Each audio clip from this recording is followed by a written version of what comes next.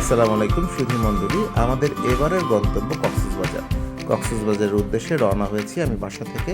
এখন গাড়িতে যাচ্ছি পান্থপথ। আমরা বাস স্টপে পৌঁছে গেছি ইতিমধ্যে এবং আর কিছুক্ষণের মধ্যে বাস আসবে, বাসে চড়ে বসবো। আমরা ইতিমধ্যে বাসে চড়ে বসেছি এবং বাসে আপনারা দেখতে পাচ্ছেন যে আমরা তিনজন 6জন আরও 2জন আছে, আমরা টোটাল 9জন ছিলাম। তো স্লিপার বাসে আমরা খুব মজা করে আনন্দ করতে করতে সবাই মিলে এসে একসাথ হয়ে যাচ্ছিলাম কক্সবাজারের উদ্দেশ্যে এবং বাসটি চলন্ত অবস্থা ছিল এবং আপনারা দেখছেন আমরা সবাই খুবই মজা ছিলাম, খুবই প্রাণবন্ত আমাদের এই ট্রিপটি ছিল। এবং কথা বলছে আস্তে আস্তে ধীরে ধীরে গতি বাড়তে থাকে বাসের এবং বাসটি ক্রমান্বয়ে শহর ছেড়ে চিটাগং রোডের উদ্দেশ্যে সামনের দিকে এগিয়ে চলছে। ঢাকা ছেড়ে যাচ্ছি, এটাই বুঝি আনন্দ। সকালবেলা পরদিন সকাল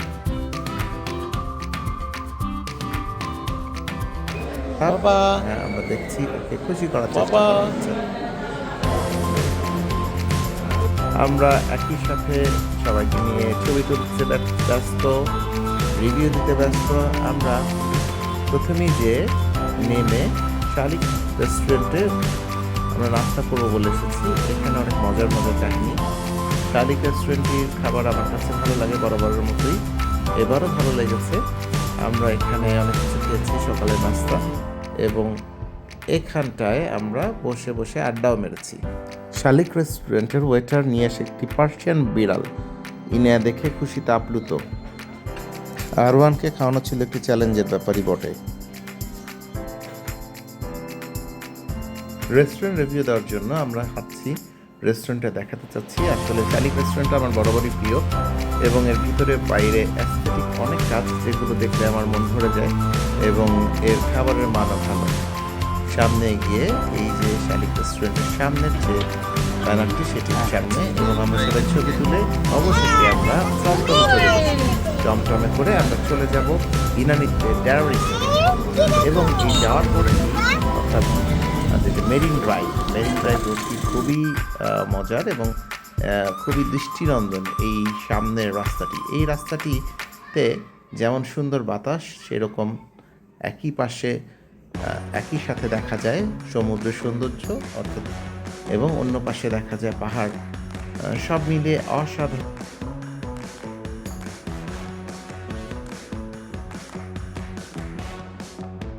এখন ডেরা রিসোর্টের ভিতরে এটি আমাদের রুম আজকের জন্য। রুমের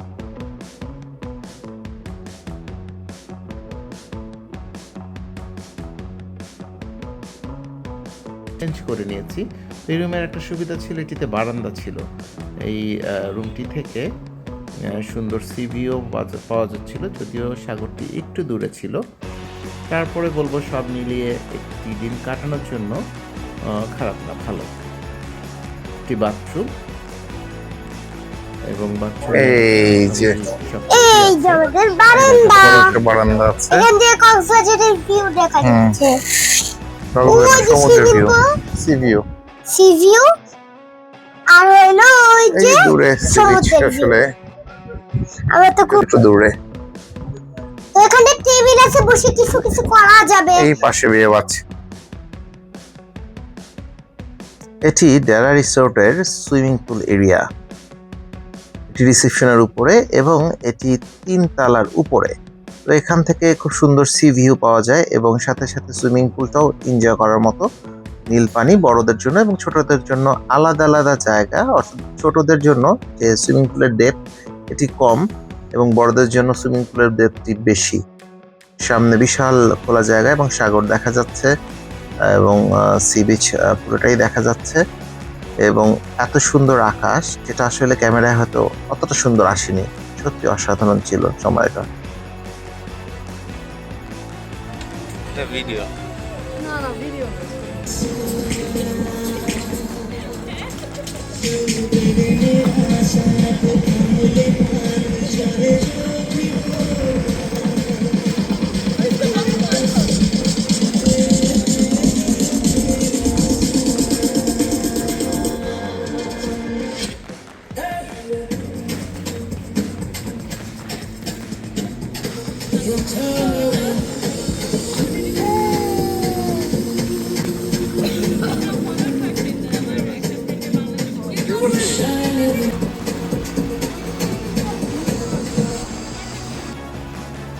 এটি ডেরা রিসোর্টের ভিতরের এরিয়া এবং এই এরিয়াটিতে মোটামুটি সবুজের সমারোহ।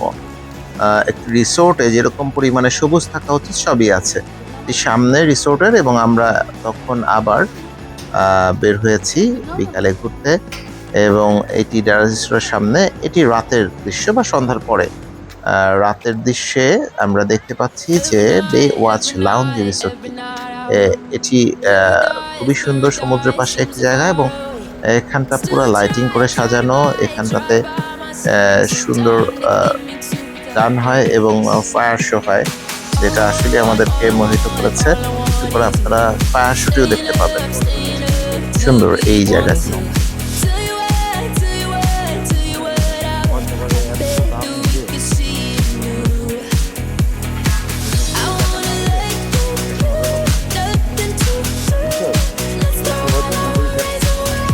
আমরা ডিনার করতে করতে হঠাৎ দেখি যে রাত 11টার রেস্টুরেন্টে ফায়ার শো হইতেছিল। এরপর আমরা দেখতে দেখতে অনেক এনজয় করেছি।